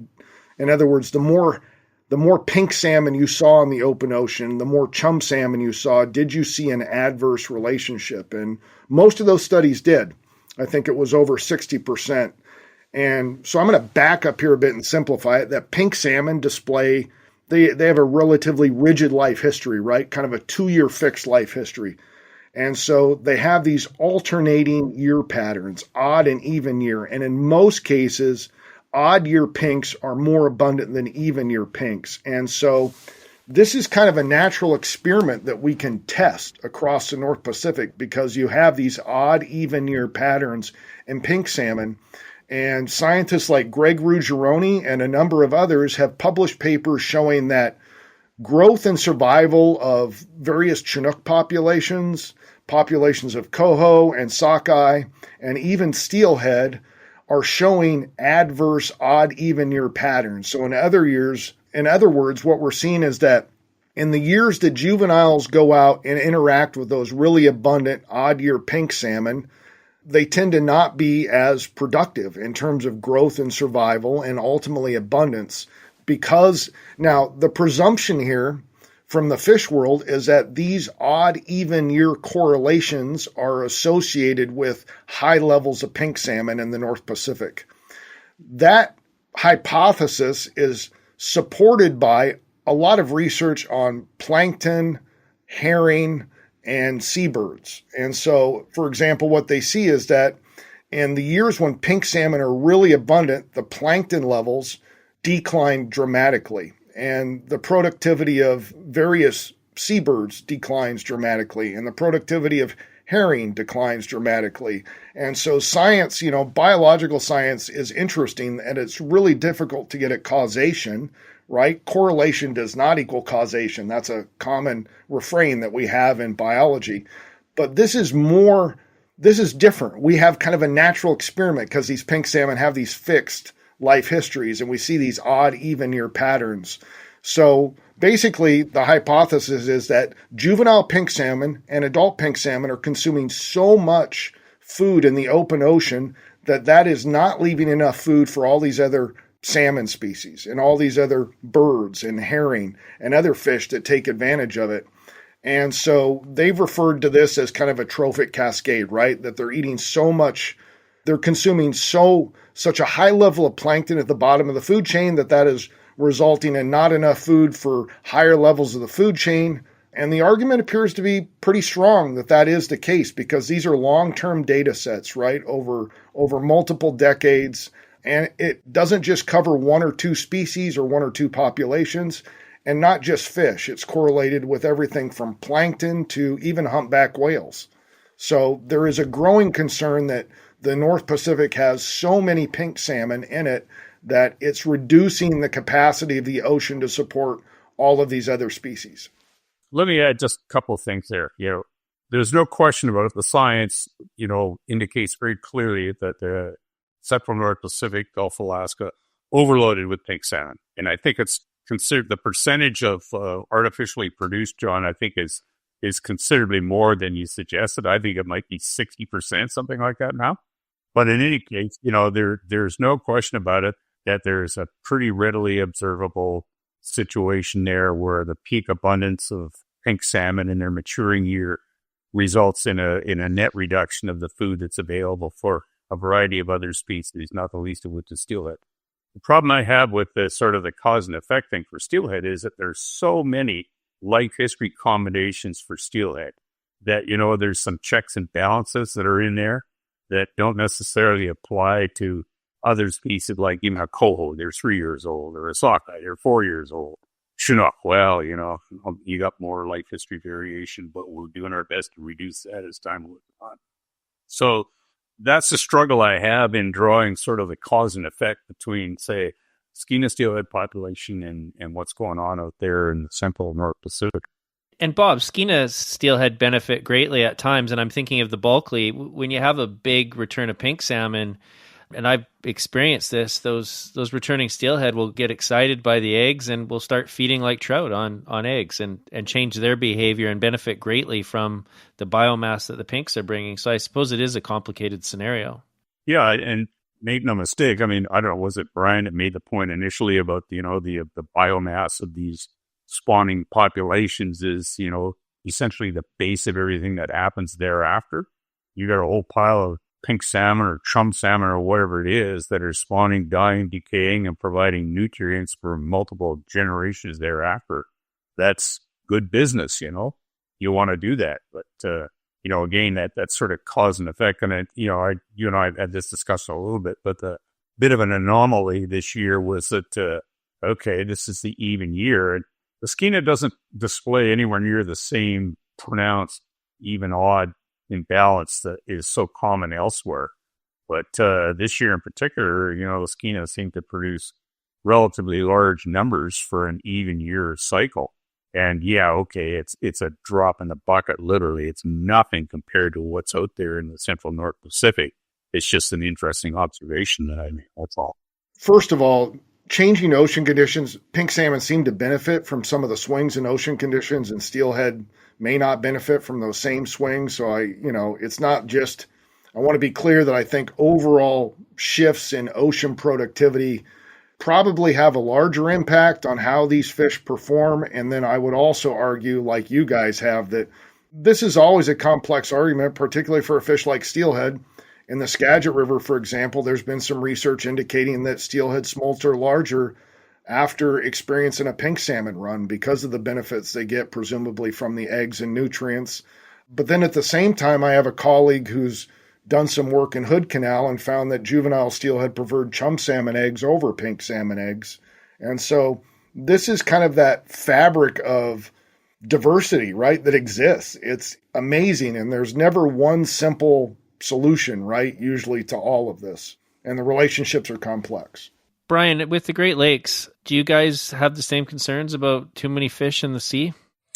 Yep. So I mentioned earlier the collapse of Chinook and Lake Huron. So we have various estimates on predator-prey dynamics and what's sustaining our salmonid communities. And generally it's alewife as the focal bait fish supporting everything from Lake Michigan, Lake Huron, and Lake Ontario, and the salmonid fisheries that go with them. And for Lake Huron, it was one where it was kind of operating as business as usual as far as stocking levels went, but it was no one really in management paid attention to the naturalization of Chinook that was occurring. And it got to the point we never actually we're able to estimate population size on the Canadian side of Lake Huron and Georgian Bay, but it was, exceptionally prolific as far as the numbers of fish produced, and that drove the collapse of alewife in Lake Huron.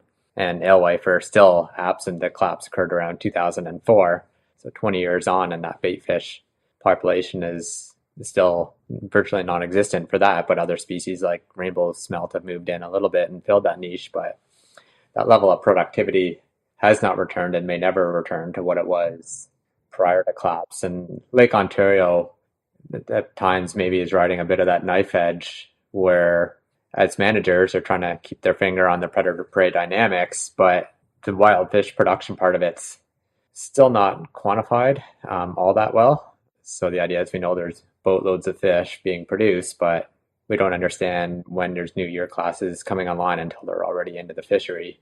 At that point, you can't really pull things back. And to put it into context, the total stocking cap for Lake Ontario is about 1.5 million Chinook. The Salmon River in New York, which produces significant numbers of wild Chinook, on a poor year is probably cranking out about 5 million wild Chinook smolts into the lake. Good years, it might be north at 30 million wild Chinook. And that's just one river going into the lake. So with that level of variance in production and trying to balance what's actually happening in the lake, I think as managers, we might be kind of fooling ourselves. We really have a control of what's ultimately going to happen. But I think it is a concern that we're going to see more mouse and food at some point in time in lakes more than Lake Huron. So with these concerns about, how many fish can a large body of water support, and now we think back to a couple of fairly high profile Chinook salmon hatcheries here in BC that are on rivers that have historically really large old fish, 7-year fish. How misguided is it for us to be preventing these fish from spawning naturally and putting hatcheries on these, these rivers that in theory should have the largest salmon on the coast? I guess what I would like to see if I had, some sort of magical control is, very clear objectives from that hatchery, mandatory marking of all those fish. And then if you're not hitting that threshold, whatever it may be, pull the carpet out from under it. And it's the case we see that here, that most of our fish are naturalized. We have hatchery production, but those hatchery fish, in a lot of instances, don't contribute anything back into the fishery. If anything, they're probably a net loss of fish, be it by harvesting broodstock from wild rivers to feed into the hatchery, or through fitness-related effects once these fish are spawning and introgressing back into the wild. Yeah, I think it's interesting, particularly with a large-bodied fish like Chinook. We've talked about this a little bit. I've written about it. Chinook, every salmon kind of has a trait that they've evolved that allows them to speciate. For Chinook, it's big size, right? They're clearly an animal that depends on being large in size. And it's also really clear that their size and age at maturity has declined dramatically across much of the North Pacific. Substantially so, right? To the point where the Chinook used to look like Roosevelt elk, and now they kind of look like fallow deer. They're much smaller, right?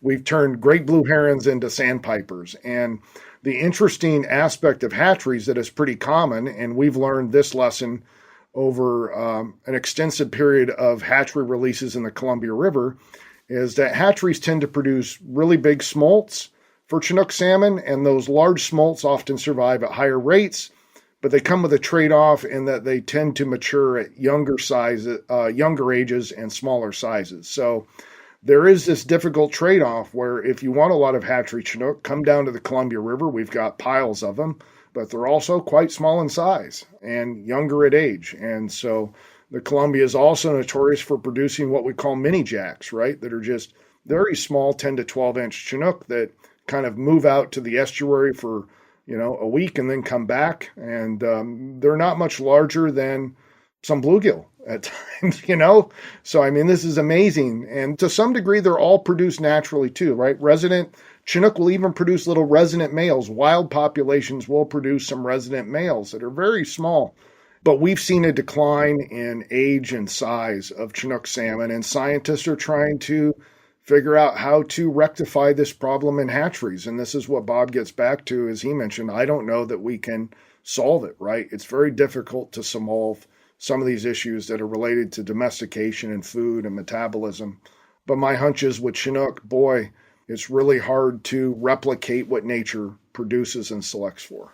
The other side of it too is just how fishing world, fisheries science has been indoctrinated that hatcheries are such a dominant part of the fisheries management toolkit. Like, as a profession, hatcheries were the base of what fisheries science was. Like in Canada, our very first fisheries commissioner is Samuel Wilmot, and he formed the first fish hatchery to save Atlantic salmon in Lake Ontario.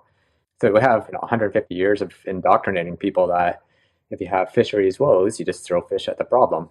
And hatcheries can be fun. Like if you're to go out in a river, collect wild broodstock by whatever means, you're going out playing with fish. Everyone loves going out and doing that. And the fact that there's a very strong kind of feel-good component when you're releasing fish. You put 50,000 fish into the river, feels like you just created 50,000 more fish for conservation, for anglers, whatever the target thing is. So there's lots of like these positive feedbacks socially built into a hatchery program, but scientifically, as John had said, and Bob, like I think there's a lot open-ended and at the end of it on what we're actually doing. And good intentions carry you so far, but the idea is we want to sustain wild population and wild habitat. Is the hatchery doing that, or can those efforts and resources be redirected towards issues that may be more at the root cause of why fisheries are declining in that area? If we'd invested anywhere near as much money in habitat protection as we do in fish culture, we'd be far ahead of where we are right now. And I'm not sure if it's the same argument you see on the West Coast as much as you do here, but you go to the stakeholder meetings and, anglers are, I pay my license fee. I expect this type of fishery to be supported. And, John mentioned some of the costs around returning adult fish, and in the Great Lakes, we see, fairly high costs. There's one study out of Minnesota, and, it was, depending on the life stage of steelhead stocked, it was anywhere from like $100 to $300 and some odd dollars per returning adult. And, to put that in kind of term an angler maybe wraps their head around a little better is in Ontario, it's $30 for a fishing license. So as an angler, you buy your annual license and you want that money to go to a hatchery. You just bought yourself maybe a third of a fish for the year to catch. It's not really a great cost benefit trade-off or, a quality fishery you're supporting in that way versus, if you invested in habitat protection, facilitating, dam removal, fishways, you're going to produce a lot more fish in perpetuity with that money than your 1/3 of it in one season. There really is a lot of examples, isn't there, guys, where if the habitat's there, something's going to use it.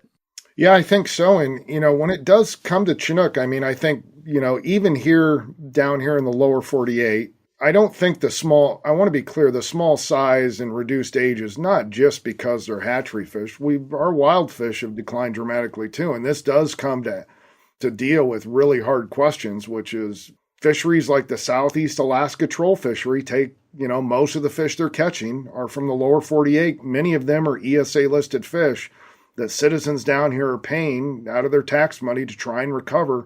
There's been billions of dollars spent in the Columbia River to try to rebuild populations of Chinook salmon. And if we're going to harvest them at a young age before they can ever get to an old enough age and a large enough size to be effective, I think these are other social, issues that citizens need to discuss about the trade-offs, of how we implement these fisheries. John, talking about Alaskan commercial fishing, this year in particular, up here in BC, we've heard a lot of noise about Alaska's dirty secret. A few NGOs have really honed in on this idea that Alaska's taking anywhere between 10 to 50% of our skein of steelhead. Do you guys south of the border have any concerns that the state of Alaska commercial fisheries are affecting your steelhead like this? Or do you think this is hot air? So I can't speak to the steelhead. I know we're deeply concerned about the amount of Chinook that they're harvesting. And, I looked at places like the Columbia again, where, it's not uncommon to have over half of these adult Chinook to be harvested somewhere in the open ocean ever before they get to the Columbia. And then I think of, the farmers and the tribes that are paying the price, right?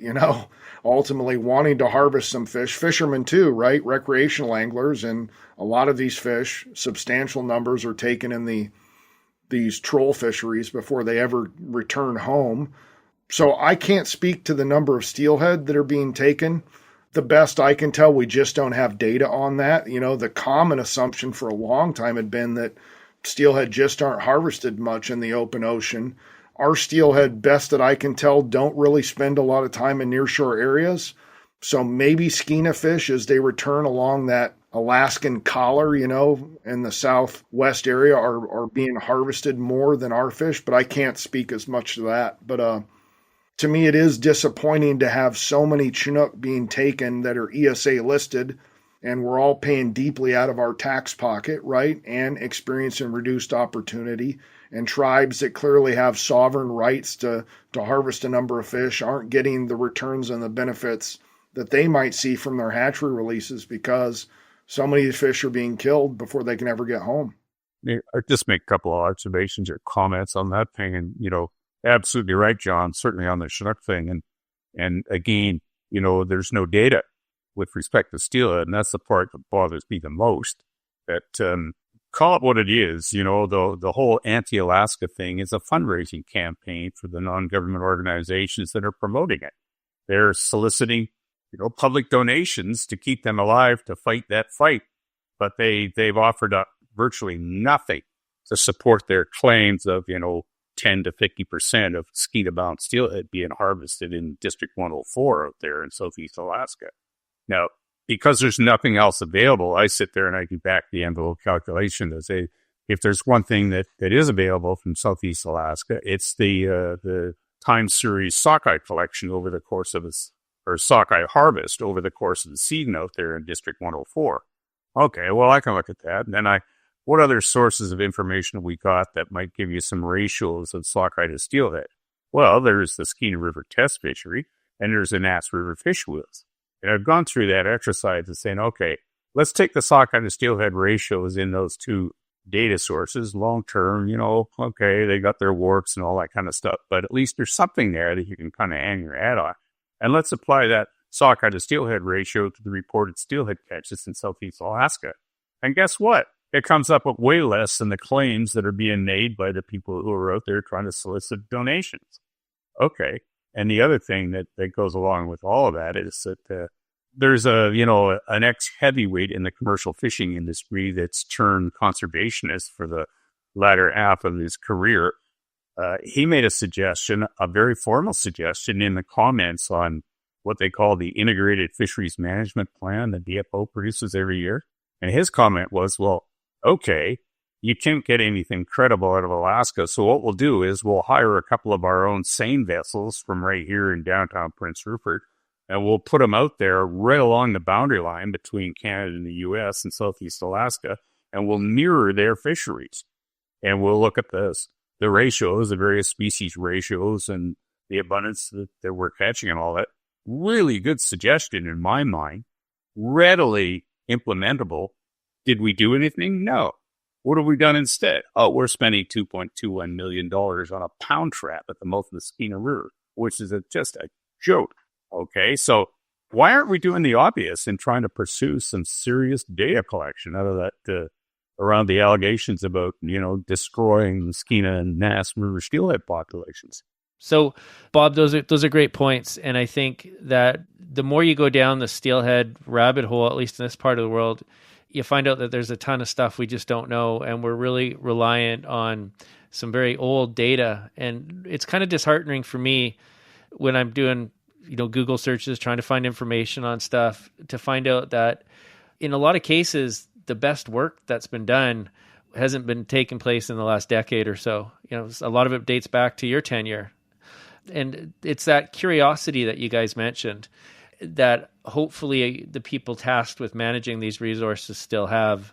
And I know the three of you guys are driven by this. And I think that's part of, the fact that you're anglers, you're all passionate anglers.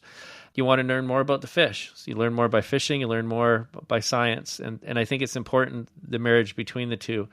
Before we wrap up here, I've got a few ideas of questions. I mean, I could talk to you guys for hours, Bob, I really enjoy the time you and I spend on the phone. I think my wife says I talk to you more than anyone else, but it's all about learning. And the reality of the situation is, we have to learn by looking back. So today I have a time machine for each of you.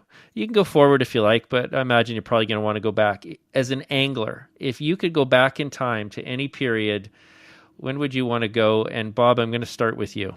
You know what? You gave me a heads up on that question there. So a couple nights ago, I've got, a book cabinet right beside me, and it's got all my old angling diaries. And, memory fades with time, of course, but I can pull out those diaries and look at them. And, if ever there was a time when I thought it couldn't possibly ever get any better, it was April 1985. And I had a couple of mornings on the lower Bow River right at the head of tide, and entirely by myself. Never ever saw another person fishing down on those waters. And they were just moments to remember. Water was perfect. The weather was perfect. That one morning I hooked 10 fish on 10 casts. And okay, I was a glutton back in those days, I suppose. But I tell you, I will never forget that morning. It was just magic. And, I think I knew at the time that I was never going to see that again. And I haven't. But that's the one that sort of sticks in my mind most of all years that precede me now. How about you, John? Yeah, I think I would choose the summer of 1985. I remember, I've had friends talk about you go back to the 60s or, I like that the 80s were this nice nexus of you had some gear, your waders were decent enough, right? And you know what I mean, right? You had enough technology to really be effective, but you still needed the good amount of skill. But yeah, I remember the summer.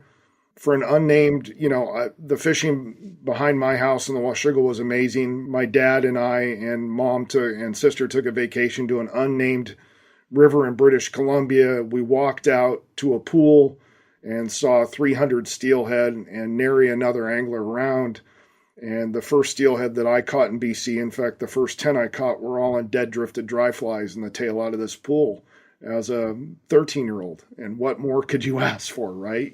Just watching fish come up and roll over a dry fly. They weren't all caught in one day, but, just to think of, I literally, unlike Bob, I had no clue that what I was experiencing at that relatively young age would be some of, if not the best angling I would ever see in my life. And it felt like, I was, a Jeremiah Johnson, just a person experiencing this beautiful, rugged area with nobody else around.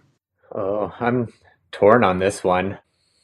On one hand, just to go back to, like the kind of the front edge of learning how to fish steelhead and, every fish you got, and, you can still remember every detail, and you hook the fish, your hands are shaking, your legs are shaking from the adrenaline rush. And, just to have that kind of magic back when you hook a fish would be pretty great again. But and to put my biology hat on, I'd love to go back in time to, around the early 1800s in this area and see the Lake Ontario watershed prior to heavy alteration. And, it was probably the best landlocked Atlantic salmon populations in the world.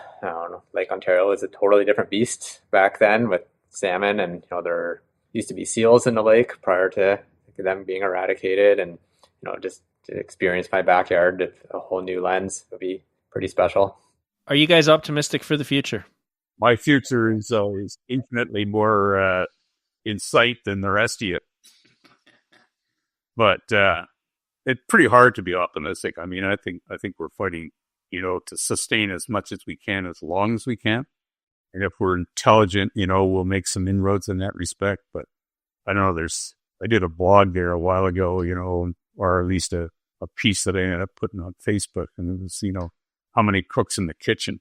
And there are so many people that are, at competing odds and cross purposes and never communicate with each other. And they all have as much or more influence than any government agency people these days. So if you look at that alone, you say it's pretty hard to be optimistic.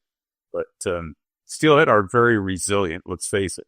Give them a chance. As I said earlier, look after the basic habitat and just get out of the way. They'll do okay. And if there was one objective for me in a magic world, that would be it. No, it's the same, and it's something that I talk with John and Brian a fair bit about, and one of the key messages from the Great Lakes that I like to try to put forward is the optimism in that these fish have the capability to colonize, adapt in reasonably short time frames, not in years but decades, and do really well. And in the Ontario experience, it wasn't because of a ton of money being put into the fish or great science. A lot of our instances with more benign neglect was the management strategy, and it's gotten us to where we are today. And that dovetailed with the ability of landscapes to recover. So Southern Ontario, and my home watershed now, the Ganaraska River, was completely deforested by the 1920s, 1930s. Like, it was grapes of wrath, blow sands, nuked landscape, and there were a lot of initiatives to reforest the landscape. The hydrology in the watershed recovered, and on the back end of that, wild salmonids came back and did exceptionally well. So we went from the bottom of the bottom for ecological health, and now the Ganaraska might be, per unit area, the most productive salmonid river in North America for these fish. So in that sense, high levels of optimism, but as human society as a whole, we need to look at consumption and climate change and some of these new issues that might push kind of ecological systems outside of the bounds of normalcy these fish have evolved in. Yeah, I find it interesting. For human civilization, I'm not that optimistic. I think repeated collapse of civilizations has been the MO for most of humanity's future since we've initially come to civilization, from the Bronze Age to the Mayans.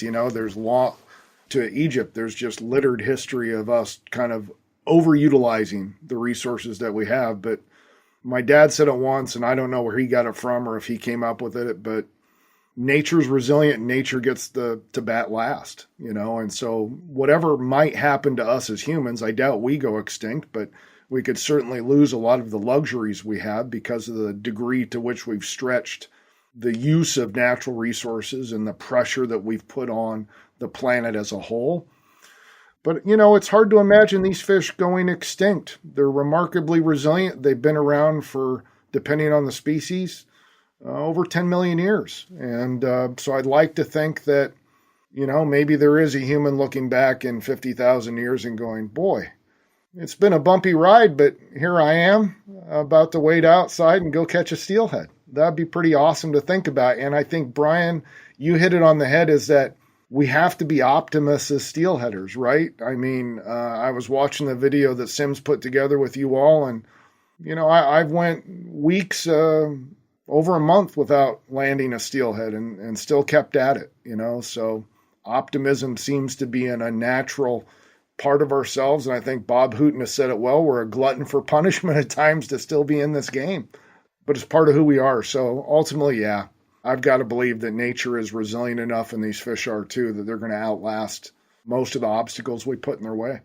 Excellent. Well, I think I want to finish up by just acknowledging that, Bob, your second book, which doesn't get nearly as much attention as the first one. And your second book to me, was a bit of a memoir of your personal fishing experience. And one of the things in there that I find myself repeatedly going back to is the pictures. And I think, nowadays with digital photography and all of us with a camera on our phone, snapping pictures to spin them up into the cloud somewhere, whatever, never to be seen again. Pictures from the old days seem to be really, really important to me now. I've got bins of old photos, and it's neat to go through them. But to see the specimens, you've got a section in there, Bob, where basically you compiled the largest steelhead pictures I think that you could access. And I've got one of those pictures on my phone right now, a fish of 43 pounds that was caught in the Lower Skeena in, I believe, 1984, something like that. But, what is optimism? We got to finish this way, John. What do you guys think the top end is for steelhead growth? Is there a 50-pounder swimming out there somewhere? Depends who you ask. Yeah. I've got this thing here that I mentioned earlier. There are 10 years of personal angling records on the Kispiox River by a fellow named Fay Davis, long since departed, I guess, although I don't know exactly when. But he talks about, ridiculous numbers of fish, including females, over 20 pounds. There were, his personal recollection there, he's got, days where he caught, 3 or 4 females in the early to mid 20s. Yeah, okay. And multiple days where he caught 30-pound plus males. Yeah, right. Well, divide by 2 or something like that. But he also references, fish that not caught by him necessarily, but that reached the 50-pound plateau. And show me the evidence. A 50-pound steelhead is going to catch a lot of attention. I don't care whether it's caught in a commercial net or a First Nations net or by an angler. That's just out there at the end of the spectrum, and I think it's going to be hard to go unnoticed. So if there's one out there, I don't think we've seen it yet. Bob, in that book, there's that one Kispiox fish that I think the story was it was found in a freezer or something like that. That thing is a heck of a specimen. I don't know how big that one would have been, but the head alone on that thing was impressive. Well, the woman that's holding it? Yeah, that one. Yeah. No, she and her husband caught that thing. And that, you can do the dimensional kind of thing there. We know how tall she was. I interacted with her personally. Her son was a very close friend of my son. So, okay, that's how I sort of got the connection to begin with. But, you take a picture and you say, okay, well, we know exactly how tall she is. So we'll apply that to the length of the fish. And lo and behold, yeah, everything they assumed about that fish is probably true. And I think that's the biggest steelhead that's ever been formally acknowledged. Well, on that note, we're going to wrap this up, but I'll give you guys each a chance, if you want to be found, to let our listeners know how they can find you. And let's start with you, Brian, and then we'll go to Bob and finish up with John. For me, I guess the easiest way is on Instagram. It's BMO_fisheries. And I have a whole suite of posts about salmonid management across the Great Lakes. Do we really want to give out email addresses? I mean, you're an easy guy to find. You're prolific. You use social media very, very well. Well, I don't try and hide. I mean, if you wanted to put my email address out there, fair enough. I mean, if I don't like something I'm receiving, I can just delete or ignore it or whatever. But as I say, I'm not trying to hide necessarily. Well, I'll put the plug in and say right now for anybody listening, you would be well served to track down any one or all 3 of Bob's books. The first one, of course, is Skeena specific. The second one is a bit of a memoir of his angling experience. And the last one isn't quite as upbeat, is it? How could it be? Yeah. Well, that's the poor Thompson. And we'll save that for another show. But in the meantime, I like the discussion about large steelhead, and I personally like to think they're still out there and hope to see a real big one day soon. John, you've got a podcast, don't you? Yeah, if 2 places people can track me down, Instagram, that's the place I exist on social media, which is rainforest_steel. So if you want to, underwater photos or just science updates. And then, Re-Jump started a podcast with a co-host, Nick Chambers. If people want to listen to the podcast, it's called The Deep Wade Podcast. It's available on Apple or, iTunes or Spotify or any of those places. So that's where you can find me. One little interruption, John deserves a bit of promotion in terms of his photographs. Some of his underwater stuff is just in a class by itself. Outstanding. Thanks, Bob. John, the underwater stuff, you're snorkeling, swimming with the fish, or are you using an underwater housing on the camera? Yeah, basically, snorkeling, underwater housing. I think I've got, if you go to John_McMillan_photography on Instagram, I'm going to start selling some of the photographs. It's just, there's so many things to do, right? Between a podcast and the job and trying to get out and fish. And but I love to take underwater photographs of fish. I mean, over the years, it's replaced a lot of the summer steelhead fishing I used to do because I live in an area where we don't have many summer runs. So I spend a lot of that time snorkeling and taking underwater photos. Right on, guys. Well, hey, thanks again. I've really enjoyed speaking with you. I hope we do this again. And man, you guys got to get out on the water when you get a chance. Thank you. Thanks to you, and it's great to see you 3. All of you, I have a lot of respect for. Great to see it. Everybody in the same place. Thank you. Well, that's the show for today. Once again, I want to thank Bob, John, and Brian for taking the time to join us. It was a real treat to bring together this group of guests, and honestly, I'd love to have these guys back again soon, as there's so much to learn. I hope those of you tuning in enjoyed this episode as much as I did. You can find In the Bucket Podcast online at www.inthebucketpodcast.com. If you're on Instagram, you can follow us at In the Bucket Podcast. Now that my lodge season on the Skeena is wrapped up, I should have some time to get the In the Bucket website and socials up to date. We have more great In the Bucket shows coming your way this winter, including an exciting announcement early in the new year. We also have the Wet Fly Swing Steelhead School taking place in August next year, up here on the Skeena. Please reach out via my email at info@skeenaspay.com for more information. Until next time, I'm Brian Niska, and you've been listening to In the Bucket, brought to you by the Wet Fly Swing.